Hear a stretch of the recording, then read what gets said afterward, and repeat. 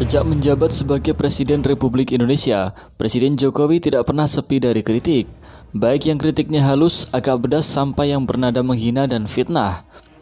Namun menanggapi itu semua, Presiden Jokowi tidak pernah baperan alias terbawa perasaan maupun emosional. Hal ini juga yang ditunjukkan Presiden Jokowi saat hadir di pembukaan Kongres Ekonomi Umat kedua Majelis Ulama Indonesia di Jakarta pada Jumat 10 Desember malam. Presiden Jokowi yang datang sebagai tamu kehormatan justru dapat kritikan pedas dari Wakil Ketua MUI Kiai Anwar Abbas. Kritikan itu disampaikan langsung Anwar Abbas saat memberikan pidato mewakili Ketua Umum MUI Miftahul Akhyar. Kritikan yang disampaikan Anwar ini terbilang langka atau mungkin jarang terjadi sebelumnya, sebab kritikan itu disampaikan langsung di hadapan Presiden Jokowi dalam sebuah forum resmi. Bukan cuma satu kritikan yang disampaikan Kiai Anwar Abbas kepada Presiden Jokowi, tapi ada 5 poin. Yang pertama, ex-sekjen MUI ini menyoroti soal kesenjangan ekonomi dan sosial yang makin menganga. Kata dia, upaya pemerintah untuk mensejahterakan rakyat kecil dengan memberi dukungan kepada pelaku usaha mikro masih belum terlihat. Kedua, Anwar menyinggung soal ketimpangan di bidang pertanahan. Kata dia, kesenjangan di sektor ini sangat memprihatinkan. Indeks Gini rasionya hingga 0,59%.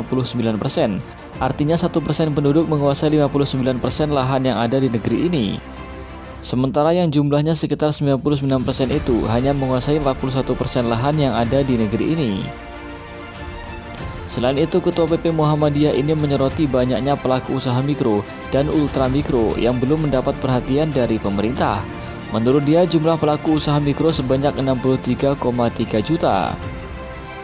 Dan yang terakhir, Anwar mengingatkan pemerintah agar segera menyelesaikan persoalan kesenjangan ini. Kata dia, kalau hal ini dibiarkan akan berdampak buruk dan membahayakan. Kesenjangan tiap tahun akan semakin tajam. Ini akan sangat potensial mengganggu stabilitas dan rasa persatuan dan kesatuan. Di samping itu, daya beli masyarakat tak akan naik secara signifikan. Mendengar berbagai kritikan itu, Presiden Jokowi santai saja. Saat naik ke atas mimbar, wajahnya kalem dengan menebar senyuman. Tak terlihat marah sama sekali. Malah Presiden Jokowi batal membaca naskah pidato yang dipegangnya, tapi memilih menjawab langsung kritikan Kiai Anwar Abbas.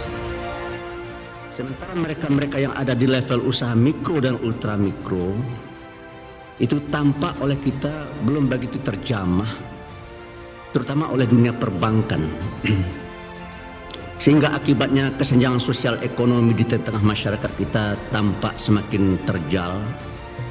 Dan itu bisa kita lihat dalam indeks Gini ekonomi kita yang berada pada angka 0,39. Kalau saya tidak salah sebelum Pak Jokowi 0,41 ya. Tetapi begitu kepemimpinan negeri ini diambil oleh Pak Jokowi turun ya menjadi 0,39. Cuma dalam bidang pertanahan indeks Gini kita sangat memprihatinkan, itu 0,59. Artinya 1% penduduk menguasai 59% lahan yang ada di negeri ini. Sementara yang jumlahnya 99% itu hanya menguasai 41% lahan yang ada di negeri ini. Padahal seperti kita ketahui bersama, jumlah usaha besar itu cuma besarnya hanya 0,01%, dengan jumlah pelaku usaha 5.550, dengan total aset di atas 10 miliar. Usaha menengah besarnya adalah 0,09%, dengan jumlah pelaku usaha 60.702, dengan total aset lebih dari 50 juta rupiah. Dan usaha kecil besarnya 1,22%, dengan jumlah pelaku 783.132, dan total aset di atas 50 juta rupiah.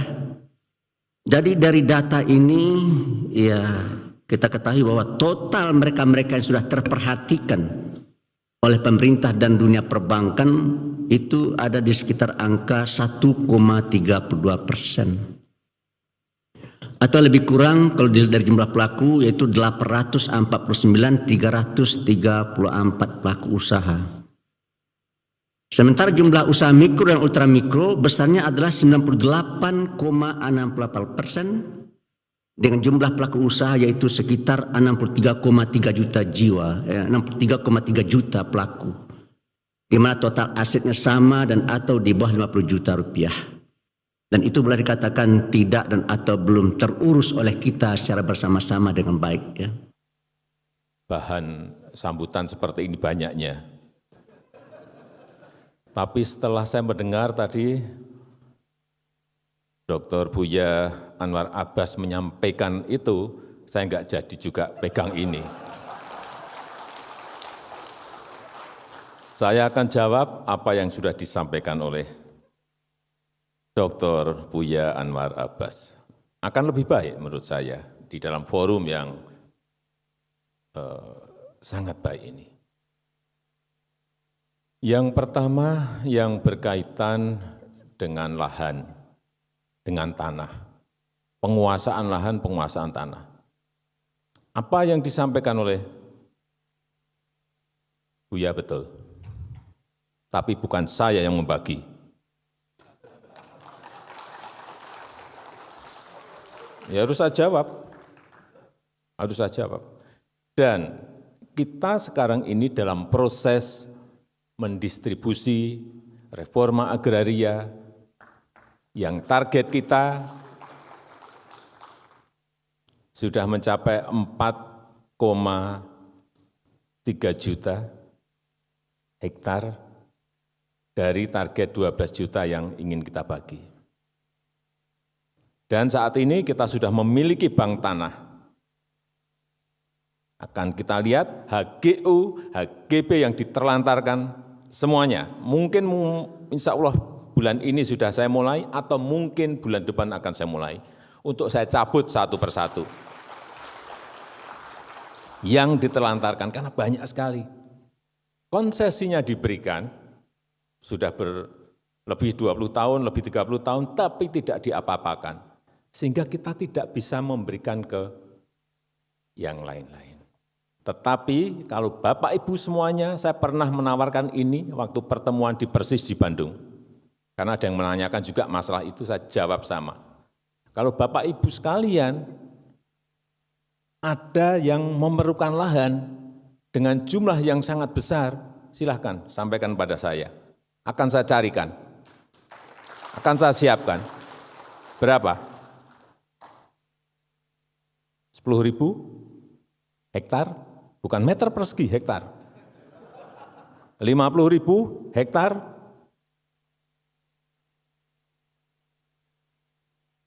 Tapi dengan sebuah hitung-hitungan proposal juga yang visible. Artinya ada visibility study yang jelas. Akan digunakan apa barang itu, lahan itu. Akan saya berikan, saya akan berusaha untuk memberikan itu, insya Allah. Karena saya juga punya bahan banyak, stok, tapi enggak saya buka kemana-mana. Kalau Bapak Ibu sekalian ada yang memiliki, silahkan datang ke saya diantar oleh Buya Anwar Abbas.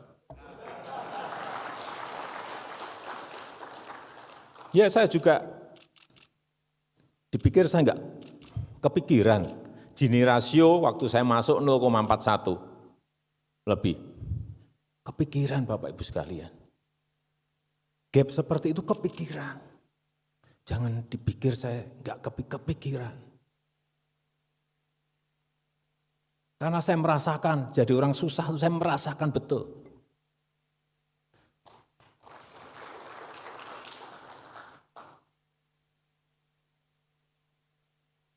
Dan enak menjadi orang yang tidak susah memang.